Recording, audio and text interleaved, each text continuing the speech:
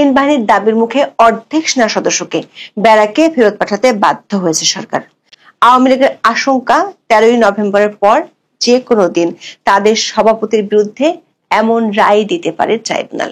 আর তাই 10ই নভেম্বর থেকে রাস্তায় নামার কর্মসূচি ঘোষণা করেছে। কার্যক্রম স্থগিত থাকা দলটি 12 তারিখ পর্যন্ত 3 দিন জেলা উপজেলায় বিক্ষোভ সমাবেশ করতে চায় আওয়ামী লীগ। এরপর 13ই নভেম্বর ঢাকায় লকডাউন পালনের আহ্বান জানিয়েছে তারা। দলটির নেতারা দাবি করেছেন, ঢাকা লকডাউন কর্মসূচি যতটা সম্ভব সফল করতে চান আওয়ামী লীগের তৃণমূলের নেতাকর্মীরা। অন্যদিকে এটি ঠেকাতে সরকারের মিত্র গোষ্ঠীও মাঠে থাকার ঘোষণা দিয়েছে। এতে করে সহিংস হয়ে উঠতে পারে ঢাকার রাজপথ। সরকারের সূত্রগুলো বলছে, আওয়ামী লীগের কর্মসূচি নিয়ে সরকারও চিন্তিত। বিশেষ করে প্রায় 15 মাস মানবাধিকার লঙ্ঘনের রেকর্ডের কারণে আন্তর্জাতিক পর্যায়ে ব্যাপক ভাবমূর্তি সংকটের মধ্যে এ ধরনের কর্মসূচি ঘিরে নীতি নির্ধারকদের মধ্যে তৈরি হয়েছে উদ্বেগ। একটি অংশ মনে করছে, এই মুহূর্তে আওয়ামী লীগকে দমনের শক্তি প্রয়োগ করলে সংকট আরো বাড়বে। আন্তর্জাতিক সম্প্রদায়ের কাছে রাজনৈতিক দমন পীড়ন এবং একতরফা নির্বাচনের বিষয়টি আরো ভালোভাবে তুলে ধরতে পারবে আওয়ামী লীগ। সহিংসতার মাধ্যমে দমনের কৌশল শেখ হাসিনার প্রাসঙ্গিকতাকে দেশে বিদেশে বাড়াতেও সাহায্য করবে। আবার আওয়ামী লীগকে মাঠে ছেড়ে দিতেও রাজি নয় সরকার সমর্থক গোষ্ঠী। সব মিলিয়ে তৈরি হয়েছে উভয় সংকট। স্বরাষ্ট্র উপদেষ্টা জাহাঙ্গীর আলম 5ই নভেম্বর জানান, আওয়ামী লীগের কর্মসূচি প্রতিহত করতে সব প্রস্তুতি নেওয়া হয়েছে। একই কথা বলেছেন অধ্যাপক ইউনূসের প্রেস সচিব শফিকুল আলম। তবে মাঠের বাস্তবতা একেবারেই ভিন্ন। আওয়ামী লীগের কর্মসূচি ঠেকানোর আগে খবর হলো, অর্ধেক সেনা সদস্যকে ব্যারাকে ফেরানোর সিদ্ধান্ত নিতে হয়েছে সরকারকে। দর্শক, গত 1 নভেম্বর অধ্যাপক ইউনূসের সাথে বৈঠক করেছিলেন 3 বাহিনীর প্রধান। সেদিনের ভিডিওতে আমরা জানিয়েছিলাম, সেনাবাহিনীর পক্ষ থেকে সরকারকে জানিয়ে দেওয়া হয়েছে তারা ব্যারাকে ফিরে যেতে চায়, কারণ সীমান্তে নিরাপত্তা ও প্রশিক্ষণের ঘাটতি দেখা দিয়েছে। বিশেষ করে পার্বত্য চট্টগ্রাম সীমান্তে নিরাপত্তা নিয়ে চিন্তিত 3 বাহিনী। 5ই নভেম্বর দৈনিক প্রথম আলোর খবরে বলা হয়েছে, আইন শৃঙ্খলা পরিস্থিতি নিয়ন্ত্রণের দায়িত্বে থাকা বাংলাদেশ সেনাবাহিনীর 50% সদস্যকে মাঠ থেকে সরিয়ে নেওয়া হচ্ছে। মঙ্গলবার সচিবালয়ে স্বরাষ্ট্র মন্ত্রণালয়ের সভাকক্ষে আইন শৃঙ্খলা সংক্রান্ত কোর কমিটির সভায় এই সিদ্ধান্ত হয়। কোর কমিটির সভায় বলা হয়, সেনা সদস্যদের বিশ্রাম ও নির্বাচনকালীন প্রশিক্ষণের জন্য অর্ধেক সদস্যকে আপাতত সরিয়ে নেওয়া হবে। 5ই নভেম্বর থেকে এই সিদ্ধান্ত কার্যকর করা হচ্ছে। এর পাশাপাশি পুলিশ হত্যার বিচার বন্ধ করা এবং গত বছর আগস্টের পরও সরকার সমর্থকদের একের পর এক হামলা এবং হেনস্থার ঘটনায় পুলিশের বিভিন্ন পর্যায়ে রয়েছে অসন্তোষ। ফলে স্বরাষ্ট্রমন্ত্রী হুঙ্কার দিল, মাঠের কতটা প্রভাব পড়বে তা নিয়ে উদ্বেগ রয়েছে সরকারের। কারণ 5ই নভেম্বর গাজীপুরে এক অনুষ্ঠানে দেশের ইতিহাসের নজিরবিহীন ভালো নির্বাচন হতে যাচ্ছে বলে ভাঙা রেকর্ড বাজিয়েছিলেন স্বরাষ্ট্র উপদেষ্টা। জাহাঙ্গীর আলম চৌধুরী বলেন, প্রশাসনকে বলা হয়েছে নির্বাচন যেন ফ্রি, ফেয়ার, ক্রেডিবল ও উৎসব মুখর হয়। নির্বাচনে কোনো ধরনের হুমকি নেই। এর মাত্র কয়েক ঘন্টার ব্যবধানে নির্বাচনী সংঘাত ঠেকাতে সরকারের সক্ষমতা কতটুকু তার প্রমাণ পাওয়া গেছে চট্টগ্রামে। চট্টগ্রামের বায়েজিদে 5ই নভেম্বর জনসংযোগের সময় গুলিবিদ্ধ হন চট্টগ্রাম 8 আসনের বিএনপি প্রার্থী এরশাদুল্লাহ। এ সময় সরার বাবলা ও শান্ত নামে আরো 2 জন গুলিবিদ্ধ হন। পুলিশ জানায়, স্থানীয় একটি মসজিদে মাগরিবের নামাজ পড়ে বের হয়ে জনসংযোগ করার সময় সরার বাবলাকে লক্ষ্য করে গুলি করা হয়। এ সময় পাশে থাকা এরশাদুল্লাহ ও শান্ত গুলিবিদ্ধ হন। হাসপাতালে নেয়ার পর বাবলা মারা যান। দর্শক, স্বরাষ্ট্র উপদেষ্টা যে বালিতে মুখ গুজে দিবার স্বপ্ন দেখছেন তা প্রমাণ হতে কয়েক ঘন্টাও লাগেনি। চট্টগ্রামে বিএনপি প্রার্থীর গুলিবিদ্ধ হওয়ার ঘটনা থেকেই সামনে প্রলয়ের ইঙ্গিত স্পষ্ট হতে শুরু করেছে। প্রশ্ন হলো, সেই প্রলয় মোকাবিলা করার আদৌ কি সক্ষমতা আছে সরকারের, অথবা মোকাবিলা করার ইচ্ছাও কি দেখা যাচ্ছে? দর্শক, সংকট যত ঘনীভূত হচ্ছে তত হাল ছেড়ে দেওয়ার আলামত পরিষ্কার হচ্ছে।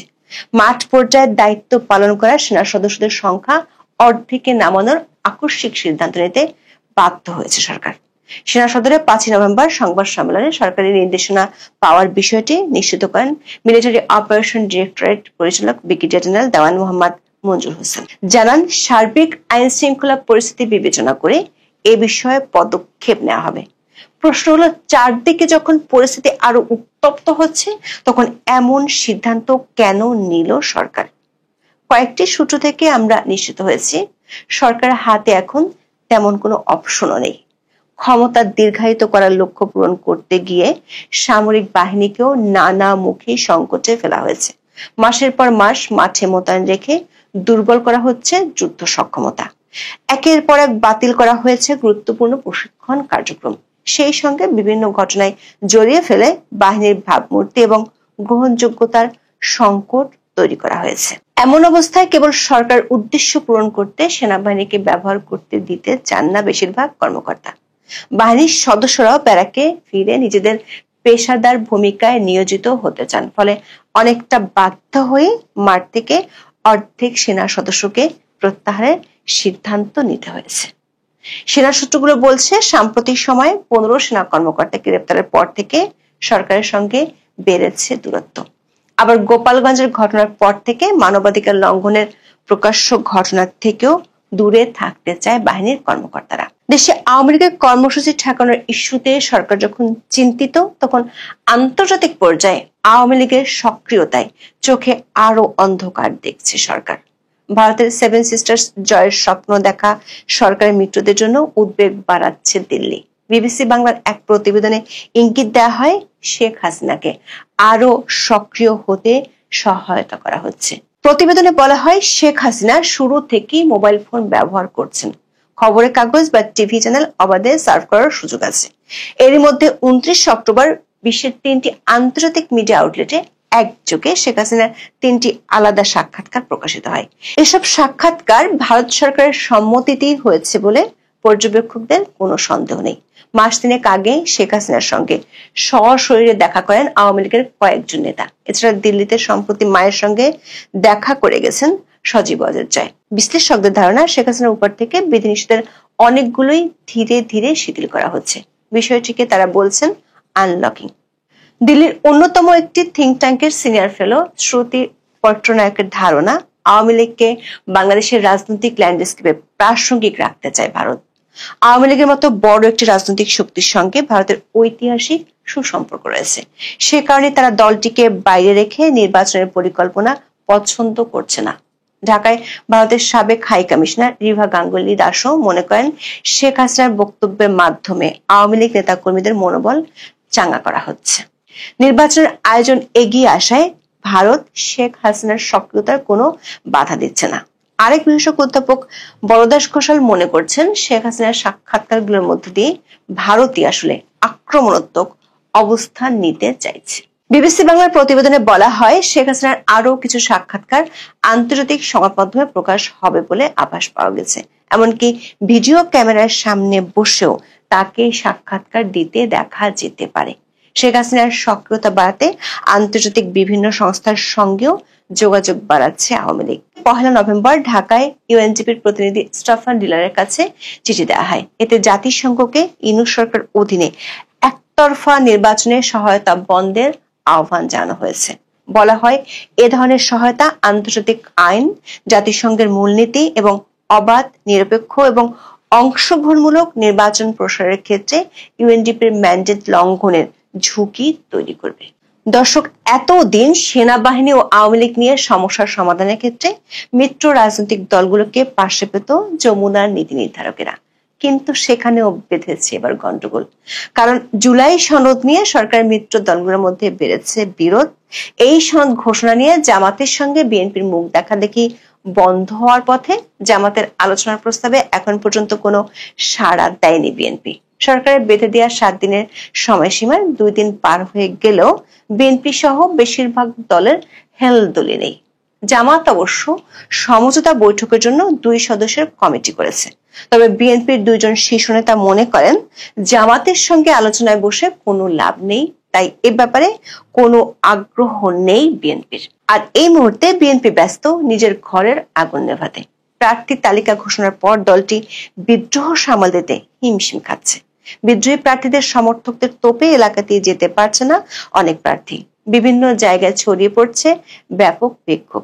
চট্টগ্রামে এরশাদুল্লাহ গুলিবিদ্ধ হওয়ার ঘটনা দলটির হাই কমান্ডকে ভাবনায় ফেলে দিয়েছে।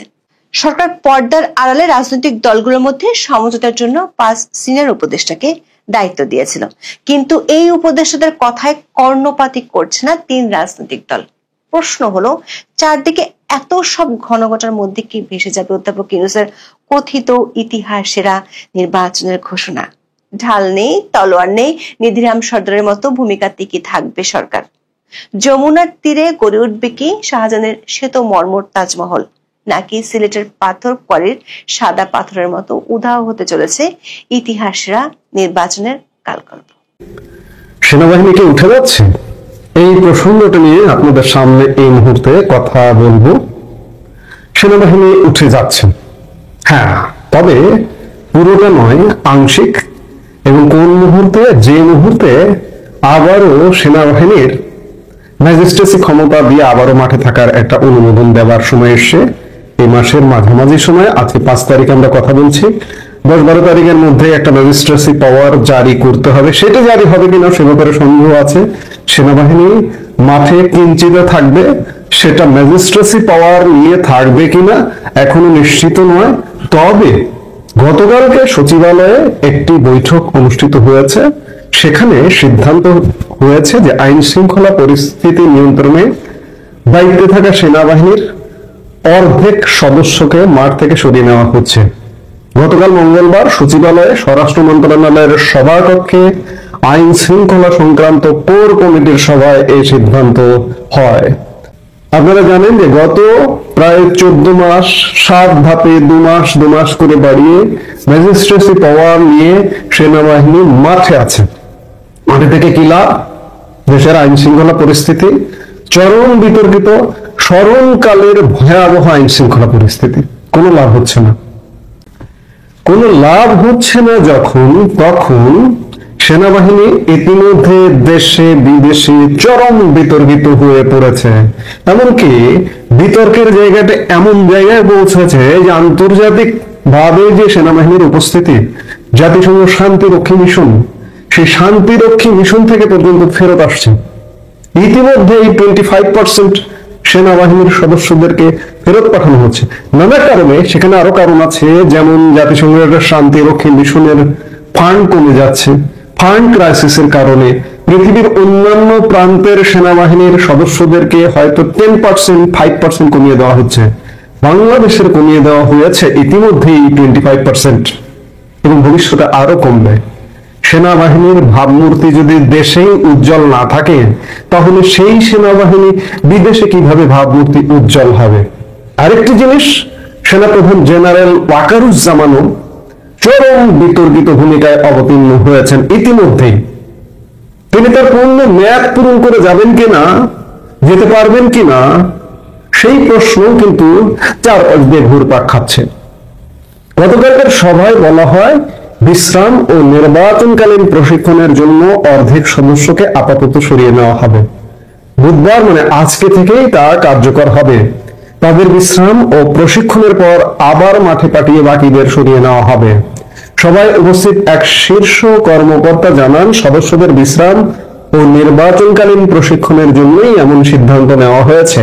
এখন সেনাবাহিনী তাদের মতো করে সিদ্ধান্ত নেবে, প্রশাসনের মতো করে না, বেসামরিক প্রশাসনের নিয়ন্ত্রণে থেকে না, তাদের মতো করে সিদ্ধান্ত নেবে।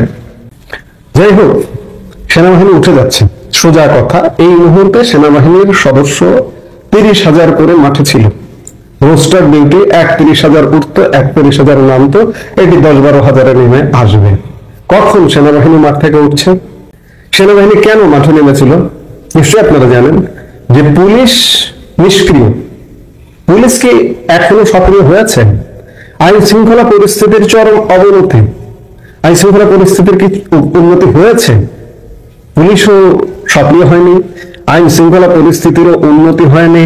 কিন্তু এই অবস্থায়, এই জায়গা থেকে, মাঝপথ থেকে সেনাবাহিনী উঠে যাচ্ছে। এই সেনাবাহিনী যে উঠে যাচ্ছে, এই উঠে যাবার পরে দেশে কি অবস্থা হবে এটাও একটু দেখা দরকার। এটা মাথায় রাখবেন যে বাংলাদেশের নাগরিকরা আজকে থেকে যতটুকু সতর্ক আছেন, সচেতন আছেন, আরো চরম সতর্কতা অবলম্বন করতে হবে আপনাকে। আপনার যান মাল নিরাপত্তার স্বার্থে আপনার ভ্রমণ থেকে শুরু করে রাত্রি জার্নি থেকে শুরু করে নানান ক্ষেত্রে আপনাকে চরম সতর্কতা অবলম্বন করতে হবে। সামনে কিছুদিন চরম একটা সহিংসতাপূর্ণ পরিবেশের মধ্যে দেশ ঢুকে যাচ্ছে, আমরা সেটা দেখতে পাচ্ছি। কারণ সেনাবাহিনী এই মুহূর্তে একটা ভরসার জায়গা ছিল, মানুষ যদিও কিছু হচ্ছে না কিন্তু তারপরেও একটা ভরসার জায়গা ছিল যে একটু দূরে সেনা ছাউনি আছে, ডাকলে হয়তো পাওয়া যাবে। কিন্তু এখন কিন্তু সেটি আপনি পাবেন না। 10-12 হাজার সেনা থাকবে, তাও ম্যাজিস্ট্রেসি পাওয়ার নিয়ে থাকবে কিনা গত 14 মাস যাবত যেভাবে আছে সে ব্যাপারে যথেষ্ট সন্দেহ সংশয় আছে। এটি 10-12 তারিখের দিকে বোঝা যাবে যে আবারও ম্যাজিস্ট্রেসি পাওয়ার নিয়ে 2 মাসের জন্য এটি জারি হলো কিনা। এমন সময় সেনাবাহিনী উঠিয়ে নেওয়া হচ্ছে যখন নির্বাচন কিন্তু ঘনিয়ে এসছে। তাহলে কি নির্বাচনটা হবে ভাই? আপনি কি মনে করেন? এই মুহূর্তে তো আইন শৃঙ্খলা পরিস্থিতি আরো টাইট রাখা দরকার, কিন্তু সেটি হচ্ছে না। সামনে বহুত খেলা আছে, খেলা অলরেডি প্রস্তুত, নানা রকম আলাপ আলোচনা শোনা যাচ্ছে। সেনাবাহিনী উঠে যাওয়ার পরে দেশের পরিস্থিতিটা তৈরি হবে। এই তৈরি হবার পরে একটা বিশেষ একটা কিছু হবে, ইউনূস সরকারের বিদায় হবে, একটা সরকার আসবে। সেই সরকার আসে, প্রত্যেকটা ভিডিওতে বলছি, সেই সরকার এসে একটা সময় নেবে সবকিছু কন্ট্রোল করার জন্য। তারপরে নির্বাচন, ফেব্রুয়ারিতে নির্বাচন নয়, 1 বছর, কমপক্ষে 1 বছর সময় লাগবে। এখনকার মূল কথা হচ্ছে সেনাবাহিনী উঠে যাচ্ছে, এটা হচ্ছে বড় কথা। এবং এটা সুখের কথা না, এটা দুঃখের কথা। বাংলাদেশের বহু জানমালের ক্ষতি হবে আগামী কিছুদিন, সেটা দেখতে পাচ্ছি। কিন্তু দেখতে পেয়েও দেশি বিদেশি নানান চাপে সেনাবাহিনী উঠে যাচ্ছে। এবং এই যে 3 বাহিনী প্রধান যে কদিন আগে মোহাম্মদ ইউনূসের সাথে দেখা করলেন, এই দেখা করবার অন্যতম একটি বার্তাও ছিল যে সশস্ত্র বাহিনী মাঠে এভাবে থাকতে পারে না। দীর্ঘদিন, বছরের অধিক হয়ে গেছে, কাজেই সেনাবাহিনী এখন উঠে যাবে।